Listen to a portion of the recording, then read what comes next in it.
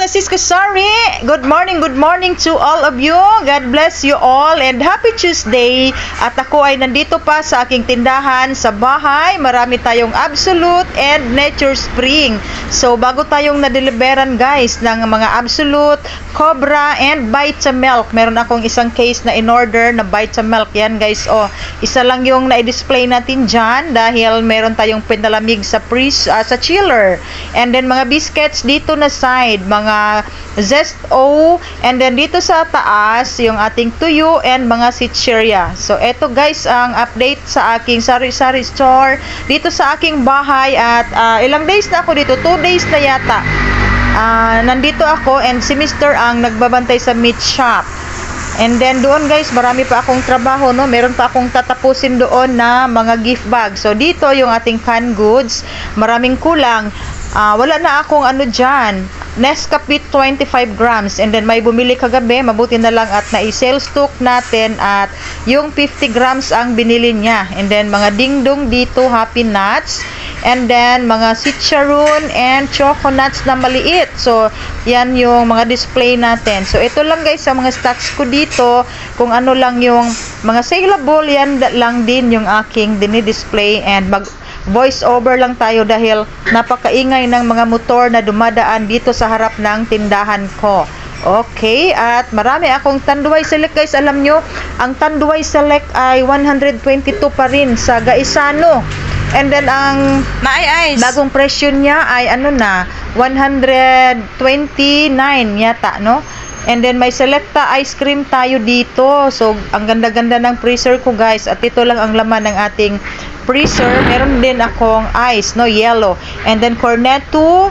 Eto guys, yung mga stocks natin dito, kaunti lang dahil mas malakas talaga doon sa meat shop. So nagdala din tayo ng tag 10 pesos na watermelon slice. And then meron din akong 750 ml na 3-in-1 plus 1 dyan. Ang dami kong ice guys, oh. 5 pesos ang benta ko dahil malaki yan siya. Tapos eto yung mga Happy Nuts natin, mga cracker, mga Super Crunch in Dingdong. Yan yung mga pangpulutan. And then Jelly Ace, meron pa pala akong Jelly Ace. Yan. At yan na lang guys yung aking mga noodles and pansit canton bihon. Tapos dito banda, ito guys, oh, yung ating mga sardines, yung ating mga nagtawag dong, yung ating mga canned goods beef loaf corn beef. Tapos dito banda guys yung Nescafe na 25 grams. And then ubusan tayo. And then hindi pa ako nakadala ng egg. May naghahanap sa akin ngayon lang.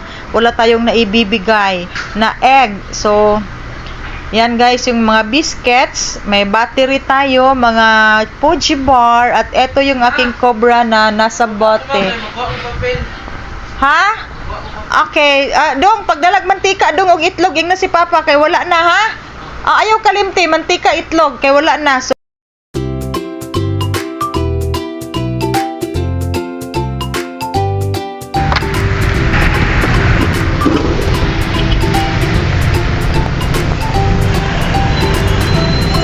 gabi na guys.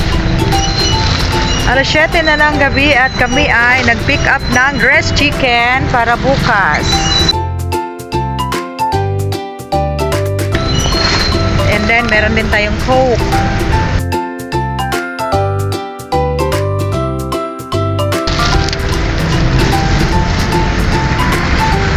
So meron tayong 3 bag na dressed chicken at 168 pa rin. Wala siya nagsilbi. Nilakaw na lang siya. Eto guys, 168 pa rin. 51.7 ang 3 bag. And then ang Coke ay 64. So nagkuha lang ako ng 6 para hindi tayo maubusan sa sari-sari store sa bahay namin. Bili na lang nitong. Okay. So guys, ito ang view sa labas ng SNR. At ito yung NCCC. And let's go. Okay guys, ang panel ng Cobra ay pumunta dito sa bahay dahil dito nila kinuha yung aking bote. So, nag-deliver sila ay maagang-maaga pa. And then, yung aking mga bote ay hindi pa nadala sa aking meat shop. Kaya, kinuha nila dito sa bahay at 2 case lang guys ang kinuha nila at sila ay pinapapunta ko dito dahil hindi na daw sila babalik mamayang gabi. Hello guys, meron tayong delivery sa Absolute. So, ito ay kasama sa Absolute itong mga Vitamilk and mga Cobra. Meron tayong 3 case dito na Cobra Yellow, astig, and then 2 case lang guys ang ating red na Cobra dahil hindi gaanong malakas ito. Tapos, eto guys, first time kong nag-order sa kanila ng Vitamilk na nakabote ito. Double choco yung in-order natin dahil ito daw ang saleable. And then, ang ating puhunan dito ay 26 pesos lang. So, ang benta ko dito ay 38 kasi sa 7-Eleven ay 38 daw yan siya. Kasi nasa harapan ko lang guys ang 7-Eleven. Andun. So, papantayan ko lang si 7-Eleven, 38 pesos per bottle. And then, yung bote niya ay kasali na yan. Walang deposit, no? Hindi katulad sa mga SMB, sa mga beer. And then, kami ay dumating din kanina ang panel ng Ginebra. So, ito lang ang in-order natin dahil ito lang ang kulang. Mga mojito. Dahil wala yung 1 liter ni? Nga mojito? Ha?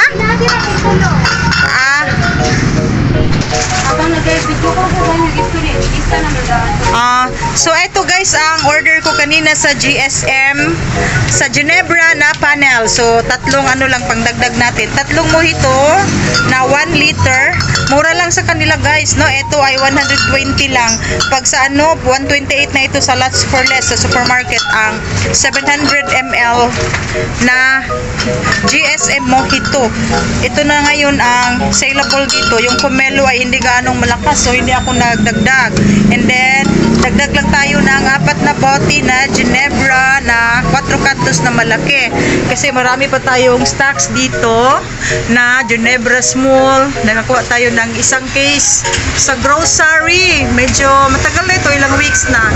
Tapos meron pa akong Ginebra 4 na malaki. So yan lang yung in-order ko. Tapos meron tayong 2 case dito na Cobra Yellow na nasa bote. At ito ay dadalhin ko sa bahay ngayon dahil mag-close na kami. Time check tayo ay 9:30 na ng gabi. Time to close na.